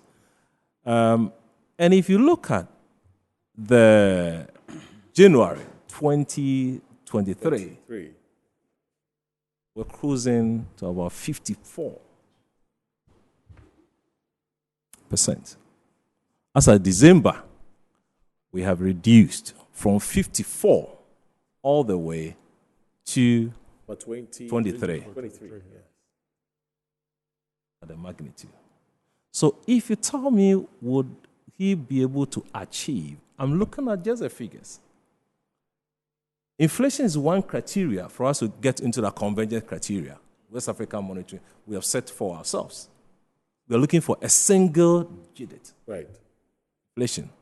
So from 54 to 23, we hope it goes down to that figure. But then the question is, who do we credit for this? Because the vice president has told us that he's been given a specific task, and that specific task is to formalize the economy. And so when it comes to matters of inflation, matters of the CD, the exchange rate, and so on and so forth, that part, when he talks, people don't listen to him. No, I'm not saying he said that directly, because he's saying that he is the driver's mate. And so these figures that we're seeing, these upticks that we're seeing, don't blame me for it. Okay, so there'll be a different. So I'm just saying that the analogy you are seeking to present may be problematic based on what the vice president has told us. Because every Ghanaian is complaining about the economy, right? The economy is things are tough and so on. And inflation is a critical component of why things are tough. Right. So when you begin to outline these issues as being some of the things that we can credit the vice president for which reason you can trust that when he's given the power, he will be able to deliver on his promise. It may be a bit problematic unless the vice president says, well, I take full responsibility for what has happened, but I'm turning the corner. Then we can have this conversation. I don't know. Alex, I also answer one very important thing for me. Okay. You see, you seem to be giving him credit for dropping from 54 to 20 something. No, right? And I have a big problem with that. No, because you have to take that 54 in relation to his 15% that he came to meet. Inherit. Okay. So if you've taken, it's like saying, oh, we did it so bad, I've now come back down, and you are, the 20-something is still worse than what he inherited. Right. And you were not even at that point. You were at 54. So it's a very bad impression to create that I've been able to drop from here to there when I took us to where we are. That is, if we're to assume that the vice president is directly responsible for this, because now we're not too There's sure no debate. What he's responsible all of a sudden, for the vice president is not responsible for.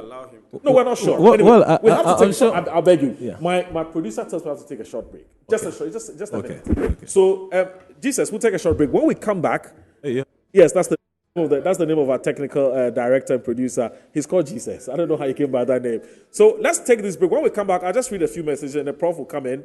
I'm sure he'll try and wrap up in a few minutes, and then the rest can have a bite. We have 15 more minutes past 10 because of the time we started the show. So we'll have some small time. So we'll take a short break. We'll be right back.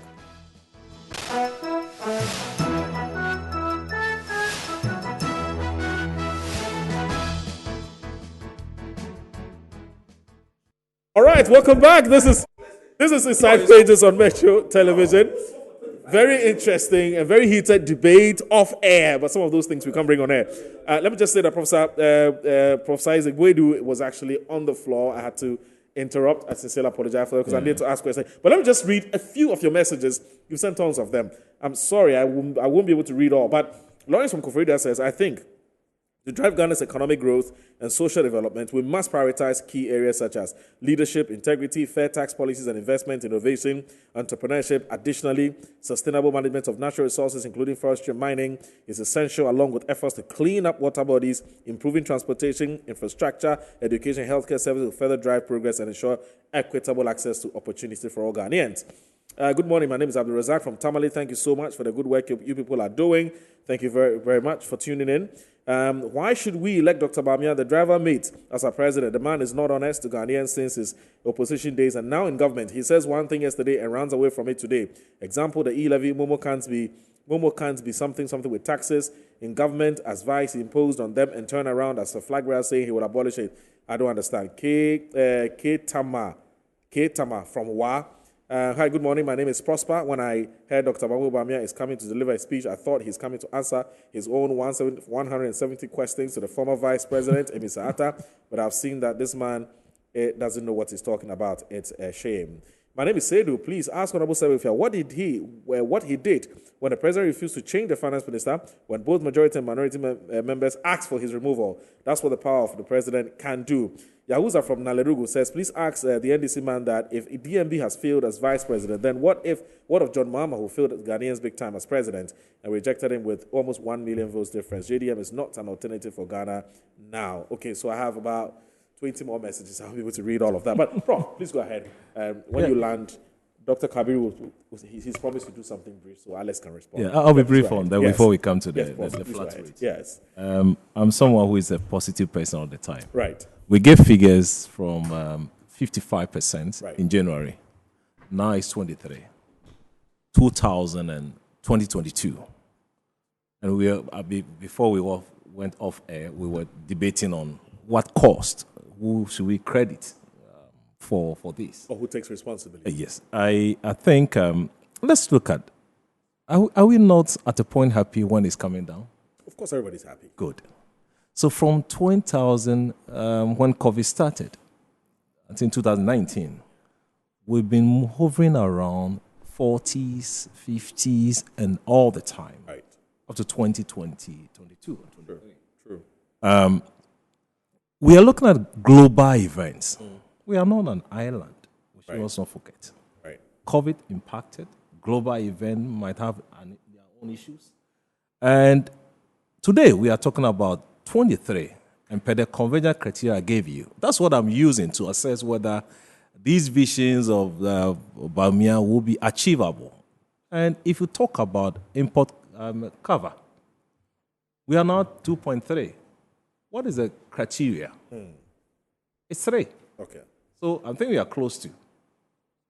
That is another criteria that I can say. Okay. Then we have other criteria which might not have the time to talk about. So for me, I saw that what he had a good intention.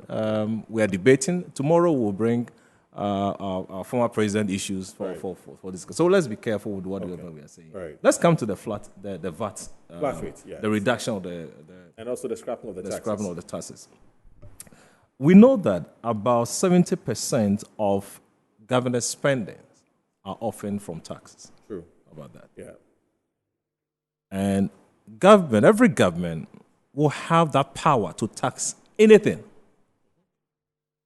But we are careful about what the government will tax. That's all that we are talking about. Let's not forget, government has the power to do anything. Yeah.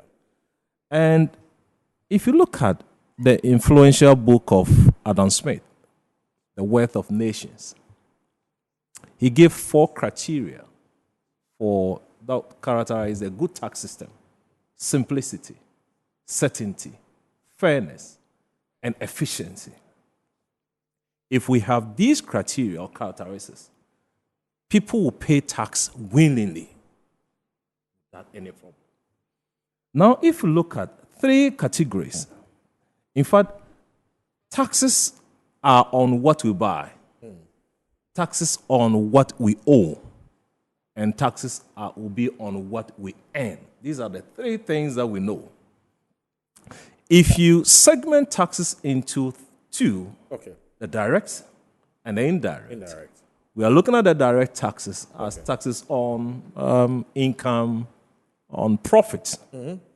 What about indirect taxes? Those are through other bodies to the government. Mm-hmm. Now, we woke up and we heard the information that the flat rates. Mm-hmm.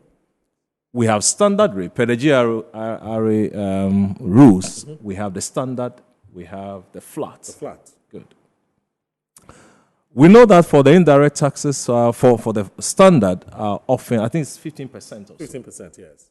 We have 2.5% for NHI, 2.5% for, I've forgotten the other, and then 1% COVID, which we've all been talking about that it should be scrapped. Should be scrapped, yes. Yeah, for me, if that one is gone, I will be happy.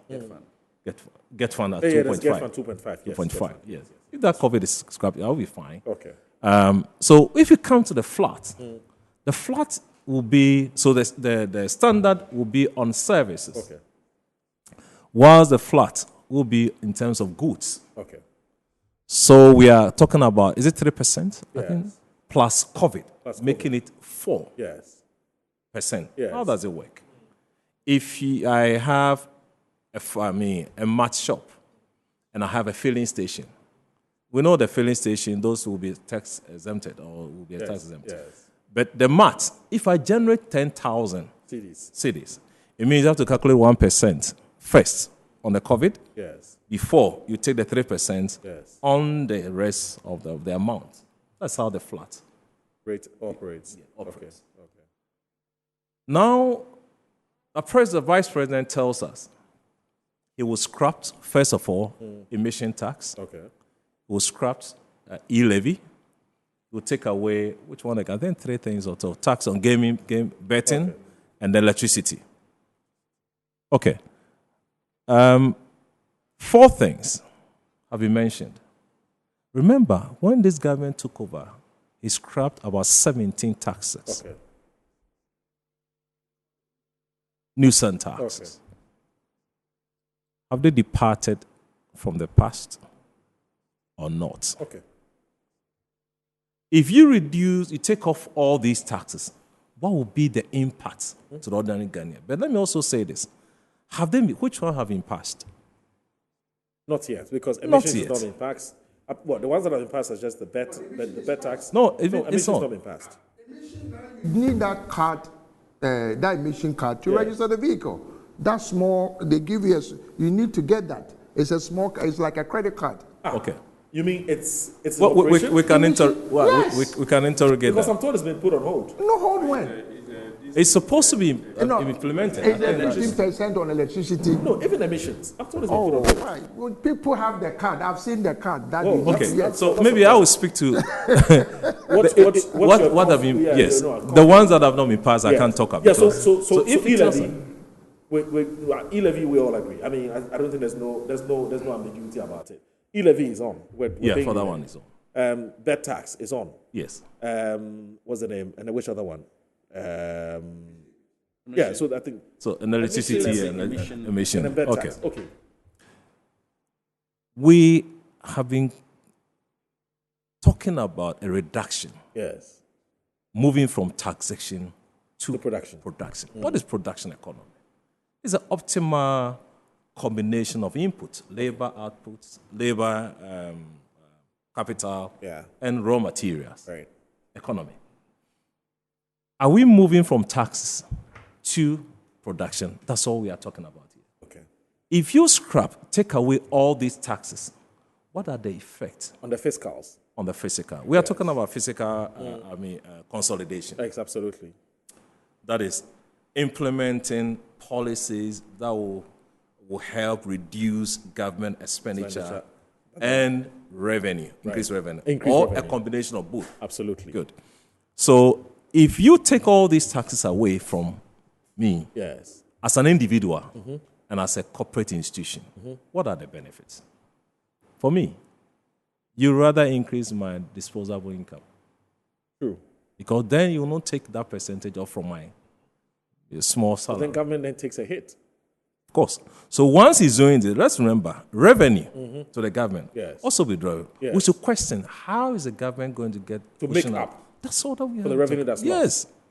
You don't think and then, Moro, if you also take away, if you push these costs or these taxes to businesses, emission tax, if you charge my company tax and I pay emission, what will I do? Will I sit down? I will pass the cost to the ordinary Ghanaian. What are we talking about? Inflation, standard of living, going to go up. So if you take that thing away, it means that the company, the tax that you're going to pay, will reduce. Therefore, disposal, profit also will have. So for me, it's a welcoming news if you have to do that. Okay. But let's forget that they have not yet been implemented. Some of them. All right. And thank you very much. Thank you. Thank you so very much, Prof. Alex, I think I'll take your concluding remarks before Dr. Kabi. Okay, I'll be very quick. Yes, please do. One, there's a big issue that is going on about the comparisons. Okay. When it suits them, they talk about the 7.5 years of BAWUMIA. Yes. And they want to juxtapose it against 4 years of Mahama. 4 years, 5 months. What do you find problematic about that? Because the term, what I find problematic is, have you heard anywhere John Mahama say that a particular policy that was being implemented by Mills, I wasn't happy with and I'm changing? Have you heard it anywhere? No. That is the basis of continuity. It was a Mills-Mahama administration to a Mahama-Emisa Atta administration. And we are proud of our records right through.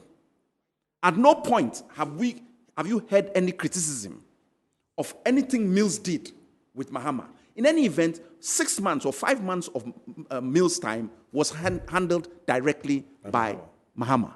So it's an 8-year period. If not, why are they talking of breaking the 8? Right. So it is not a 4-year period. So when it's used, you want to just talk about Mahama's 4 years. Mahama was doing continuity. And he's even talking about continuing today, that even when we come to inherit the mess, we will still look at projects that exist and deal with them first before. That is continuity. What BAWUMIA is saying is that I'm not doing continuity. I don't like what my boss did, and I will change it when I can. So that's the first point. This comparison of 4 years, 8 years is wrong. Second point I want to make is that when you look at the taxes, my colleague here said, oh, they removed 17 taxes. He should have added immediately that they added over 40 taxes. True. So that people get the comparison. True. That's the net. If you remove 17 and then you add 40, you have made more taxes than we've ever had. He wants to know the 40 taxes. Do you have a list of it? I don't have a list. Okay. But Sektekpa is there for him. He will deal with it. Yes, because that is where we are coming from. This is not just pie in the sky. You understand? That's fine. That is it. So this issue that we had, those taxes should not be. Then I'm coming back to the issues that have been mentioned. Look, unemployment was 8.4 when we left. Now it's 14%. Food inflation, 8.7. Now it's 28.7. Average lending rate was 26%. Now it's over 32%. Industry growth was 4.3 in 2016. It's negative 1.2, 2023. Manufacturing sector, 7.9% when we left. It is now negative 1. The construction sector was 8.4 when we left in 2016. Now it is negative 5%. So you can pick figures. If you want, this one is good for me. This one, the truth of the matter is that the economy is in a bad state. And when people are making the comparison, let's look at where we are. Look, you cannot be in government, come into government, and expect that all things will be equal. What do I mean? When we were in government, we were hit with Doomsaw. There is no debate, only in people's minds, as to who fixed Doomsaw. The year before Doomsaw, our Minister of Energy resigned because he had given a certain date that by that date, if Doomsaw was still there, he would resign. There were still flickers of it. He resigned. Kwabena Donko. Yes. And by the time we got to the middle of that year, there was no load shed, everything, to the point where when they came to office, they criticized us that we have excess power. Have we all forgotten that they are saying that we brought too much power? Today, you say you fixed Doomsaw. What have you added to it? So this outage issue should not even form part of the argument. There was one person who fixed it, but he inherited it. You are talking of cause and who did. He didn't say it was Kufuor had it in his time. He didn't say it was some was in Rawlings' time because we were dealing on hydro. He said there's a problem, I'm coming to fix it. And he fixed it. It cost him an election. Let's be clear. You used it. You didn't say who brought it, whatever. Okay. You used it. Now today you have come and met Russia and Ukraine and COVID, which by the way is global. It's not peculiar to Ghana. And you are crying. And they gave you all that money to fix it. So look, let's be clear. Okay. The answers they are giving don't add up. Okay. Thank you. There's some problem. There's some problem with some comparison. Right. For any comparison to be done. Okay. Any. You have to go for averages. You have to use percentages. Oh, sorry, no, his mic is on. Sorry, go ahead. Over a period. Yes. Because it is on that particular slate that you can bring basis for comparison. Either that people will be doing cherry picking. And what BAWUMIA did was based on averages, was based on percentage changes, and there's no other metric of doing comparison than that. Okay. If they want, they should come with averages of a period. Or then someone will go and take the best of a particular period and compare with the worst of another period. Right. And that will not be being about comparison. So what basically he did was the taking of, and I know, this Felix has put us at into, and they took the best of a period and compare with the worst of a period to say they are doing comparison. That's not how comparison is done. And when you do it objectively and based on that method, I have no doubt that the performance of Nana Akufo-Addo is going to be, has performed than Mr. Mahama. Now, there were issues about misconception, some misrepresentation of issues here, which I think that for the purposes of this particular, we need to address them. He mentioned about the fact that BAWUMIA has been part of the government, so he cannot run away. Granted, let's even grant that. But Mr. Mahama, they are defending so furiously, they are defending so much, has been the president, and he failed and was kicked out. Now, what is it now then coming to say? That I forgot to do ABC, I made a mistake on ABC. What is the basis for him to even let's even assume that Mr. BAWUMIA, Dr. Mahmoud BAWUMIA was the vice president and he failed with Nana Akufo-Addo. The alternative is Mr. Mahama. Maybe Afro Frato is also saying the alternative. The alternative is Mr. Mahama. What is it coming? What is the explanation he's coming to give us? As the president, someone has failed as vice president. He can give an excuse which was given by Mr. Mahama in opposition. That in any case, I was the vice president. And even if you look at the Constitution, Article 58 of the Constitution clearly states that the executive power is vested on the president, not on the vice president. Okay, Mr. Segbefia is a lawyer. So we don't even have to even begin to compare Mr. Mahama with Mr. Mahmudu, because they are two different people. But President Alex says, and Prof says, it's because of how Mahmoud whatever was sold to Ghanaians. Whatever the expectations whatever were way high. he was packaged, Mr. Moro, Yes. whatever way he was packaged, Right. let's even assume that he was packaged as the president, not as the vice president. Right. And he's coming to tell you that, look, based on my records and based on Mr. Mohammed's record, as vice president, who was in charge as president, and he was president in charge as president. These are our records. Compare our records. He says that he's beating Mr. Mahama to them. Okay. That's basically what he's telling Ghanaians. But he's saying that, let's even grant me the benefit, which you granted Mr. Mahama in 2004, 2013. Okay. So that is what he is trying to. National service has been portrayed as something that he says he's going to scrap. Look, it's not a contentious issue. Optional. It's going to be optional, and people. But let's not create the perception that people who are working for government are not contributing to national service. Okay. They are not sacrificing for them. Nurses are doing national service. Okay. But the fact that they are employed, they are contributing to national development. Okay. There were issues about e-vehicles, but I mean, when they raised a lot of issues, he spoke for how many minutes? You gave me he spoke for 5 minutes. For 7 minutes. So please, let me do at least 7 minutes. Because they raised a lot of issues. They raised a lot of issues. Jesus is breathing down my No, neck. let me address this. Look, And he hasn't even spoken. no, he mentioned about benchmark values. And he also created a wrong misconception that benchmark values. Look, because you want to ensure transparency and people under voicing, benchmark value is applicable everywhere, in every jurisdiction where there are duty processes. Okay. Now, some jurisdiction, when they bring the invoices, will believe that they are true and they don't apply the benchmark. They just take the invoice value of the vehicle. Okay. But in other jurisdictions, where the systems are not ripe and people under invoice their vehicle, Yes. government will have to ensure that they use those benchmark value to tax. To duty the community. So benchmark value is not something government. It's not a crime. It's not a crime, or it's not something that is done out of the ordinary. All right, I beg you. The issues I know a lot. Wait, look, I promise you, we will do something out of Monday. I told or you 4 Wednesday. hours. You didn't agree. I know. We need 4 hours because the issues are a lot. Yes, I beg you, just 2 minutes. On this benchmark, Yes. please, it's ridiculous. Like I'm saying, Scrap it. BAWUMIA is Mr. IT person. Yes. Now with a click of a button, you can verify the cost of the vehicle. Okay. But that is even done. That's even It's done. not bad. Massa, That is even done, yeah. Massa, I can sit in my house and know the price of the 2024 vehicle that is being made. And I can look at the price of a car that was made 5 years ago. Okay. Stop this. It's stealing. Okay. Okay. Number two, that's why Alan says he's coming. You see, the two of them, they don't agree. Alan says, look, we bring all of us. Let us look at Ghana. Let Ghana work again. Okay. Look, as for the fight between President Mahama and the Vice President, as far as I'm talking, we are saying that we will make it better. Okay. It is good for Ghana. It is not the MPP. It is not the NDC. Okay. I'm not against it because in any jurisdiction, Yeah. you see this predominant, but signs are there that independent candidates are winning elections now. All right, Kamal Bruni, that's my final message. Thank you very much. Kamal Bruni says that Moro, Dr. BAWUMIA has raised the bar in modern political discourse. The NDC, instead of countering Dr. BAWUMIA's vision with the alternatives, they are rather attacking his person.